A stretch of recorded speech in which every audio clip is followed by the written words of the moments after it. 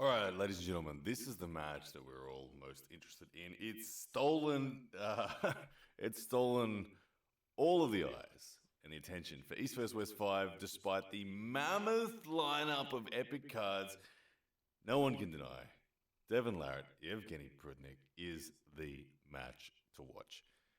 This, ladies and gentlemen, is my official prediction. Now, this is, I have to say, one of the most complex matches to predict of all matches that I've ever attempted to predict.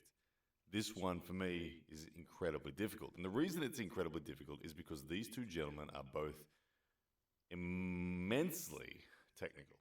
They have what you could only describe as a complete game. Devon Larratt leans towards defense. Evgeny Prudnik, I'd say, is almost perfectly balanced, but the more offensive of the two arm wrestlers given this matchup. Now, when I started arm wrestling in 2013, I quickly identified a method of shadow boxing to learn. And the way that I would do that I would pick what I considered to be the best arm wrestlers in a technical sense. I would attempt to move like they did in practice. And I would ask myself, why? Why do these people do what they do? There were three names that I chose to focus on when I endeavored down this path. One was John Przenk, naturally, the greatest arm wrestler of all time. But the other two were Devon Larratt and Evgeny Prudnik. It was very clear to me back in 2013 that these two gentlemen were the best arm wrestlers out there in terms of understanding the sport. They may not have been the strongest at the time, but it was so very clear. They understood the game. And they understood how to best utilize the biomechanics of arm wrestling to create opportunity to win. Now, fast forward to 2022 East vs West 5, November 19, these guys are contesting the World Heavyweight title under the East vs West banner. Evgeny Prudnik currently holds it after crushing Todd Hutchins, and Devon Larratt is coming in, laughing his way in, saying, "You're not the world champion, I am going to take it."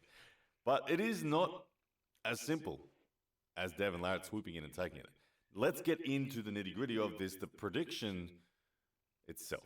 So Devon Larratt is coming down in weight to that 115 kilo mark. He's got to do a 3 to 4 kilo cut, so he is going to be a little light on food. He's going to be a little light on energy.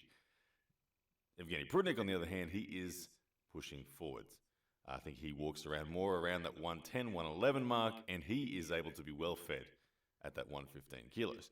So energy-wise, you have to say Evgeny Prudnik's going to come in hot, and Devon Larratt a little less than hot. That said, this is Devon Larratt's domain. The supermatch domain is where he performs best. It was where he can drag out and extend the match and create drama, theatre, craziness, chaos, whatever you want to call it. That is what Devon Larratt does well in super matches. That's why he is so particularly hard to beat. Now, on the other side, Evgeny Prudnik, he's just as good as bringing that chaos. We've seen matches where Evgeny Prudnik and his opponent has walked away saying, Prudnik is incredibly difficult to set up with. Prudnik takes everything in the setup. Prudnik is a master of getting what he wants, his lane, and denying yours. Now, this is a factor that is going to come into play in this match, and I hope the referees let it just play out because the fans, we want to see it. The setups could be so ridiculously chaotic. Both of these guys know exactly what it is to deny someone's lane and protect their own. The little movements are going to be so ridiculously hard fought for. And to the naked eye, to the untrained eye, you may miss it. You may just think, what's going on? But I predict and suspect that the setups of these rounds are going to be epic. There's no way these guys are going to take a grip and say go. They're going to jockey. They're going to fight. They're going to take little things. They're going to argue. They're going to talk to the referee. The referee's going to get flustered because these guys are going to be at him. Whoever can make the other guy look like the bad guy in the eyes of the referee will have the edge. And both of these guys are good at doing that exactly. I don't even know where round one begins. Like, once we get to that ready-go mark, will it be a ref script? Probably. it's probably going to be a ref grip after a whole lot of jockeying. Now, in the ref's grip, again, there's still going to be jockeying. I don't even expect a clean start in the ref's grip. I expect fouls in the ref's. I expect warnings. I expect all sorts of mayhem going on. But these guys will get to the ref's grip. They'll start. I think Evgeny Prudnik is going to be testing and flirting with the idea of looking for a decisive pin outside of straps round one.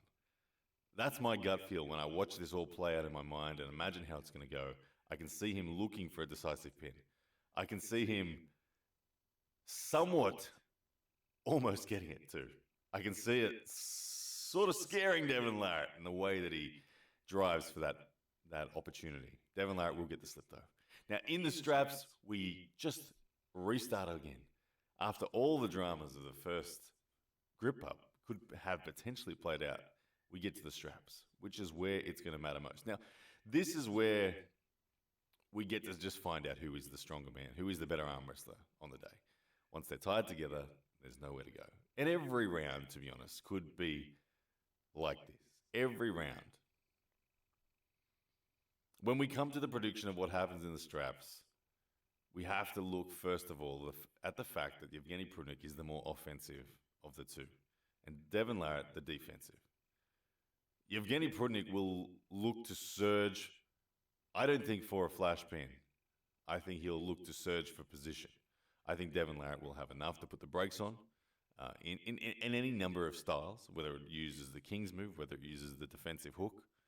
I think Devon Larratt will look to take control of the pronator of his opponent and eventually flatten his wrist out and then take center. We know what Devon Larratt's classical defensive shape is. Thing is, Prudnik has many offensive shapes. Will he top roll and try to take the wrist of Devon? I think that's a dangerous path.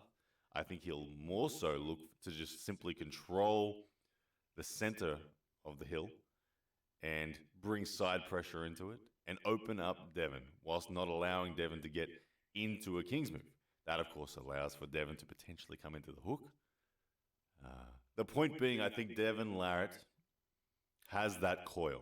He has the defensive coil that will drain Evgeny Prudnik as time goes on. Evgeny Prudnik has the side pressure drive from the go.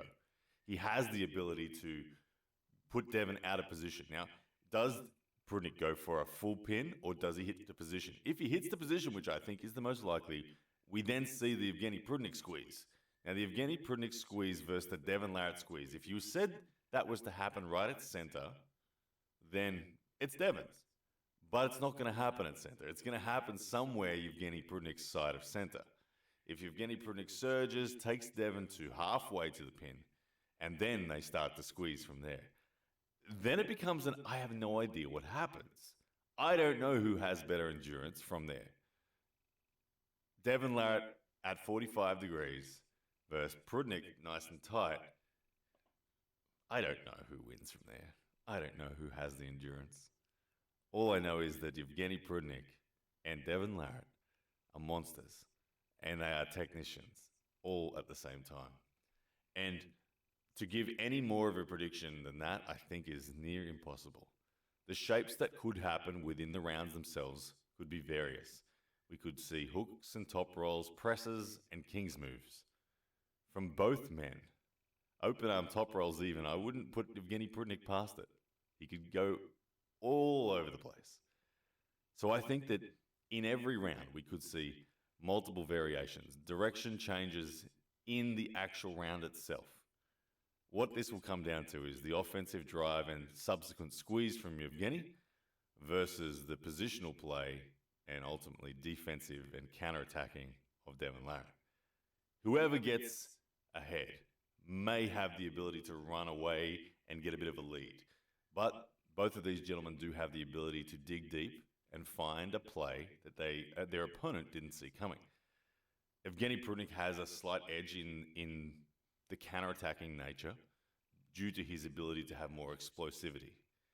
If he catches Devon Larratt off guard when Devon Larratt is getting tired, when I say getting tired, when the match is moving on to that later rounds where the exhaustion levels are lower, even though Devon Larratt may be up, there is still the inevitable danger of the man with the explosive power hitting a direction you didn't see coming and just opening the door. So at any point in time, I think there is a comeback on from Evgeny.